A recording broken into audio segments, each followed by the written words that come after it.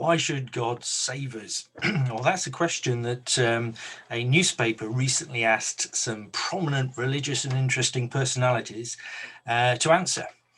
They said, we want you to make a pitch to God.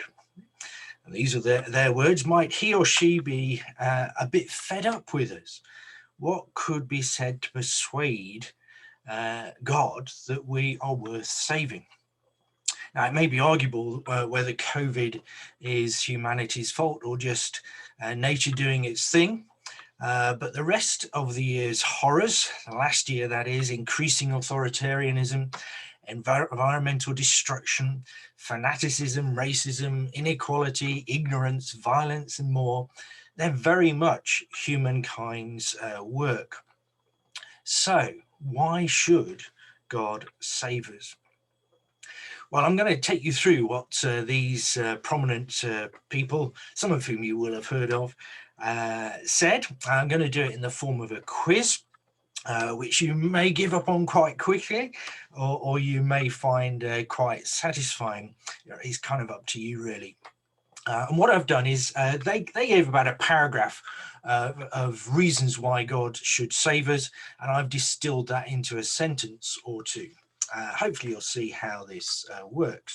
Okay, so here's the first 4. There are 12 in all. And down the left-hand side, you've got what they've said, and down the right-hand side, you've got a list of the people that said them, but they're mixed up. So the idea is for you to try and work out who might have said what. So I'll go through them. The first one there, we've messed up so many things, but all can be redeemed. We love life even while we are losing it. And the second one, we're evolved apes, and we need more time to find out how to live. The third one, we've done wrong, but so have you, God. You forgive us, and we will forgive you. And lastly, despite our failings, humans can still make the world a better place.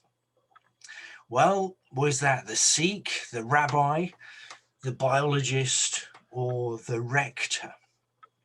Now, given that this is a video, you can pause at this point and just have a think, run through them again, try and work out what one or two of them might match up to. I think one of them is very easy. There's no tricks here.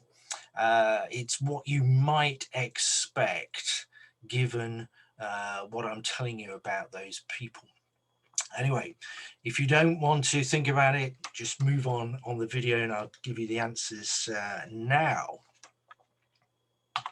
So here we go.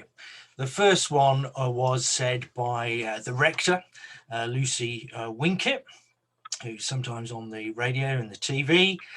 Second one, which you hopefully would have got, was a biologist called Pauline Rudd. The third one, a rabbi. And the fourth one there, a Sikh. So here's some more. See how you get on with these. See if you've got the idea. There's nothing I can say to persuade God that we're worth saving, but God persuades me that we are worth saving. Who might have said that from those on the right-hand side? The comedian, the vicar, the human rights campaigner, or the Islamic scholar? And the second one, we've really messed up, but at least we laugh about it. Give us another chance. We promise to do better. And the third one, don't destroy all of us for the sins of the majority. A minority of us live up to the nobility you designed us for. And lastly, if God exists, he or she has never saved us in the past. Why should he save us now? We're on our own and we can save ourselves. So again, I'll give you a moment. You may want to pause the video if you haven't already guessed which ones might belong to which. But I'll move us on with the answers. Here they are. The first one was the vicar.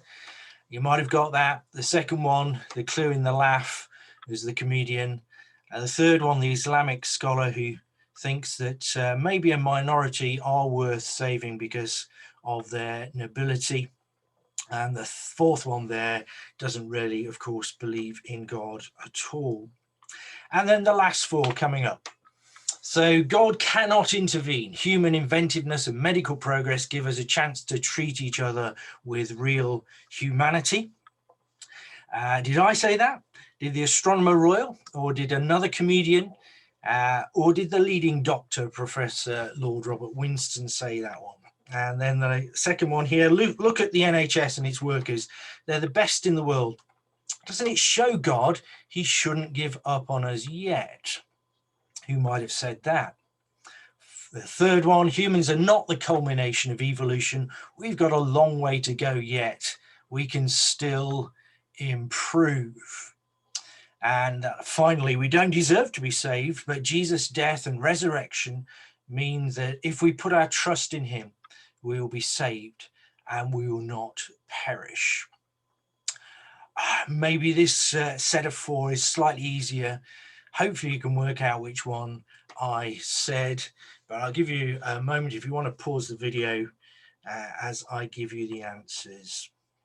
Now, there we are. First one, the Professor Lord Robert Winston, a fairly famous leading doctor who doesn't believe that God can intervene, and the comedian with cerebral palsy looking to the NHS to save us, and the fact that the NHS is working so hard is a sign that God should save us.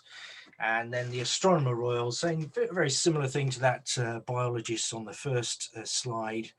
And finally, what I have to say about persuading God to save us. Now, if you were able to work out most of or identify most of who said what, then I think you know your fellow human beings and the way they think about God pretty well. Sadly, so many are blind to the salvation that God offers us through Jesus, because he hasn't given up on us.